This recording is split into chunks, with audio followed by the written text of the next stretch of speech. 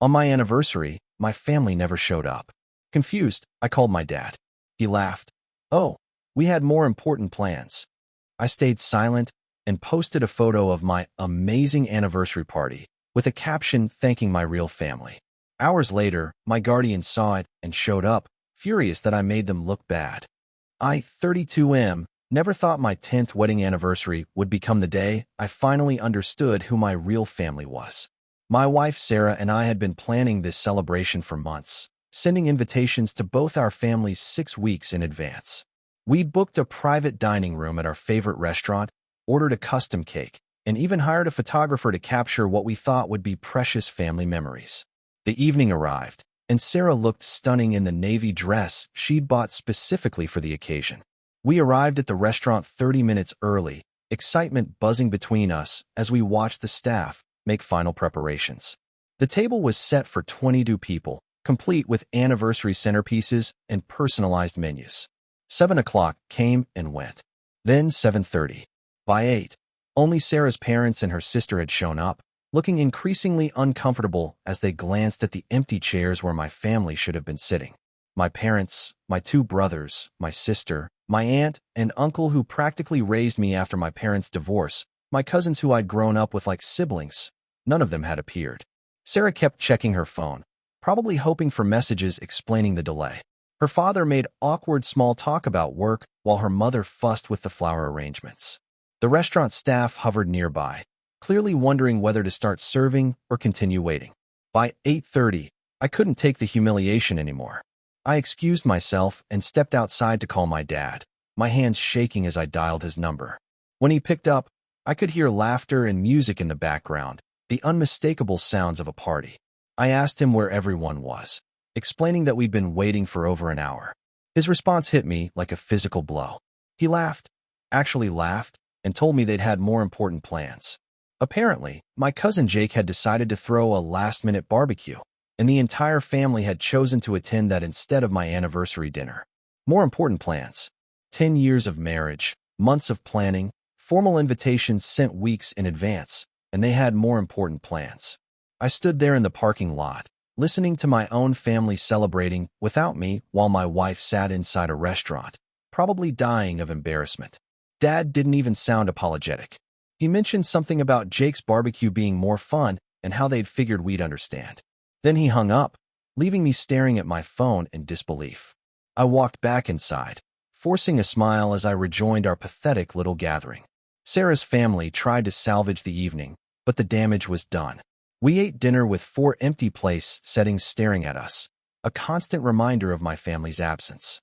The photographer we'd hired took a few half-hearted shots, but what was the point? The pictures would only document our humiliation. That night, lying in bed next to Sarah, I made a decision. If my biological family wanted to treat me like an afterthought, then I'd show them exactly what they'd missed. More importantly, I'd show them who my real family actually was. The next morning, I started planning my revenge. I called the Hendersons, our elderly neighbors who'd become like grandparents to us over the years. Mrs. Henderson had been asking about our anniversary for weeks, disappointed that we hadn't included them in our family celebration. I explained what had happened and asked if they'd be willing to help me with something special. Then I contacted the Rodriguezes, our close friends who'd supported us through Sarah's cancer scare 3 years ago.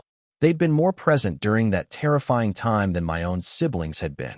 I reached out to my college roommate Marcus, who'd driven 8 hours to be at our wedding when my brother had canceled last minute due to a hangover.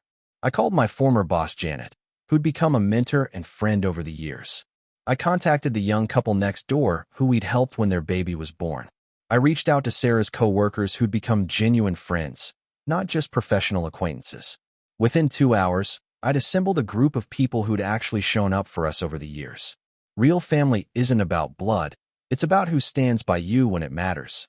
I booked the same private dining room for the following Saturday, exactly 1 week after our original anniversary. This time, I didn't send formal invitations to my biological family. Instead, I invited the people who'd proven their loyalty through actions, not just genetics. The second celebration was everything our anniversary should have been. The Hendersons arrived early, Mrs. Henderson wearing the pearl necklace she'd worn to her own 50th anniversary.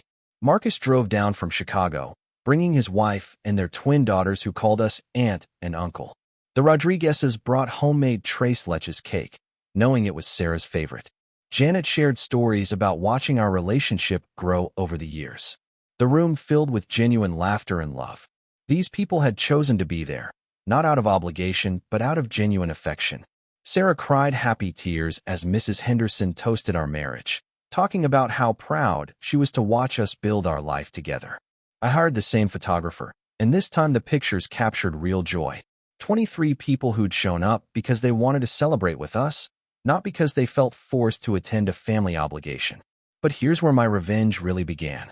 I posted the photos on social media with a carefully crafted caption, "Overwhelmed by the love at our anniversary celebration.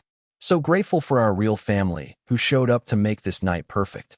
Thank you to everyone who proves that family isn't about blood, it's about who stands by you. Feeling blessed beyond words." I tagged everyone who'd attended, making sure their genuine smiles and obvious joy were visible to anyone who viewed the post. The photos showed a packed room full of people who clearly adored us, laughing and celebrating like we were the most important people in their world. Within an hour, the post had dozens of likes and comments. Sarah's family commented with heart emojis.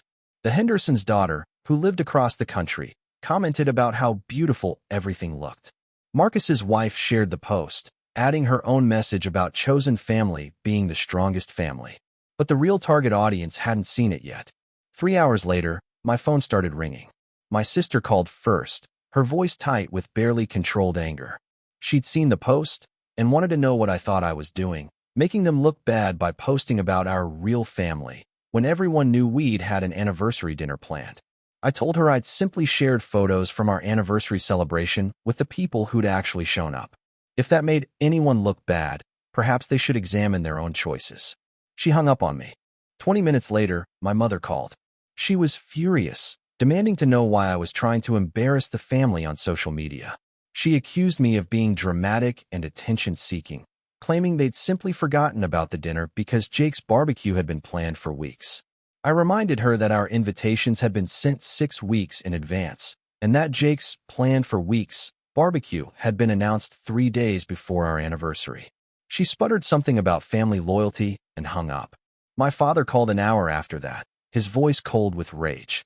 He told me I was being childish and manipulative, using social media to make them look like bad parents. He demanded I take down the post and apologize for embarrassing the family.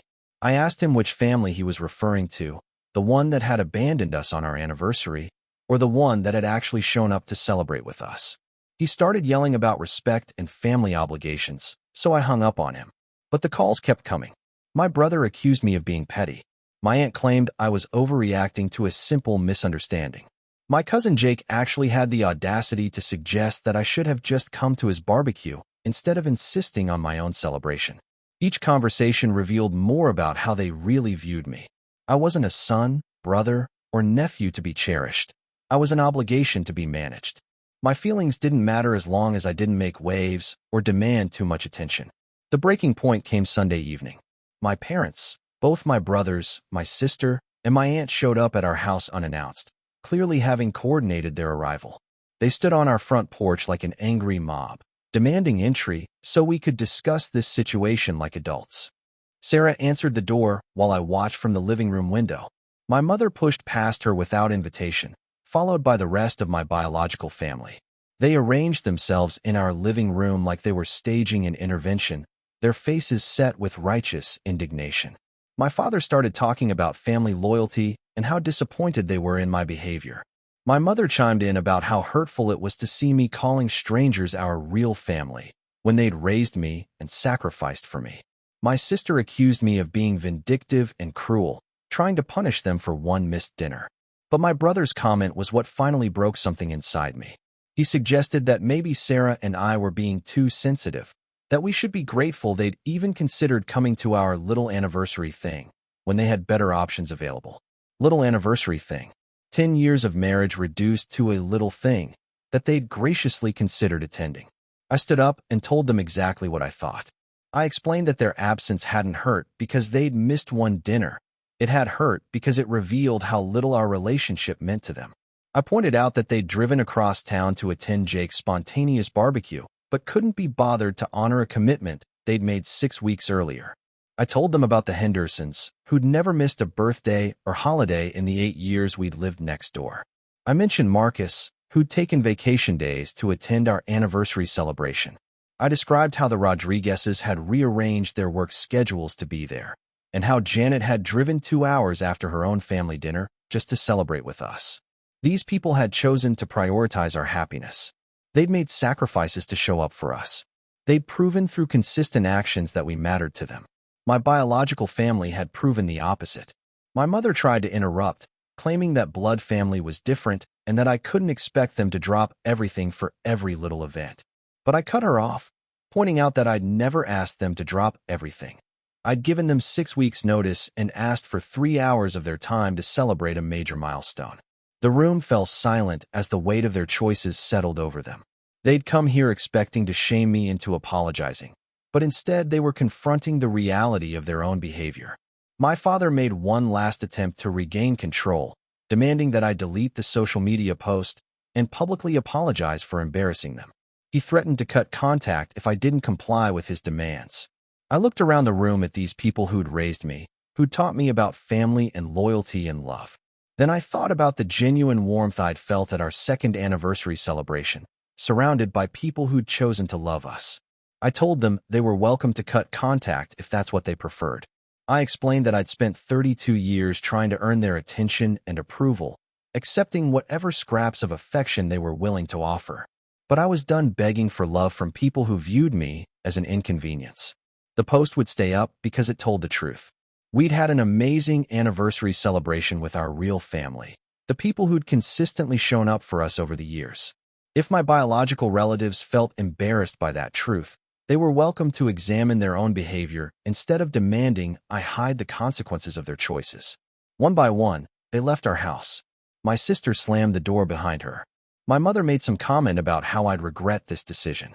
My father shook his head like I was a disappointing child who'd never learned proper respect. But as I watched them drive away, I felt lighter than I had in years. Update 1. It's been 3 months since that confrontation, and the silence from my biological family has been deafening. Not a single phone call, text message, or social media interaction. They've effectively cut me out of their lives, just as my father threatened. And honestly, I've never been happier. Sarah and I have grown closer to our chosen family. The Hendersons invited us to their grandson's graduation party, introducing us to their extended family as their adopted grandchildren. Marcus and his wife asked us to be godparents to their twins. The Rodriguezes included us in their family vacation planning, treating us like the siblings we'd become. My biological family's absence has created space for deeper, more meaningful relationships with people who actually value us. We're not walking on eggshells anymore, wondering if we're asking for too much attention or being too demanding with our expectations. The social media post is still up, by the way. It's become one of my most liked posts ever, with friends and acquaintances sharing their own stories about chosen family. Apparently, our experience resonated with more people than I'd expected. Last week, I got a message from my cousin Jake, the one whose barbecue had been so much more important than our anniversary. He apologized for the family's behavior and admitted he'd felt uncomfortable about the whole situation from the beginning. He'd tried to suggest they attend our dinner first and come to his barbecue afterward, but he'd been overruled by the adults. Jake's message gave me hope that not everyone in my biological family had completely lost their moral compass. But it also confirmed what I'd suspected. They'd made a deliberate choice to prioritize his last-minute party over our planned celebration. I'm not angry anymore. Anger requires caring about someone's opinion, and I've finally stopped caring about theirs. They've shown me who they are, and I've chosen to believe them. Sarah and I are planning our next anniversary celebration, and this time we're not even considering inviting my biological family. We'll celebrate with the people who've earned the right to be called family, the ones who show up, who prioritize our happiness, who choose love over convenience. Sometimes the best revenge isn't getting even. Sometimes it's simply living well without the people who never deserved you in the first place.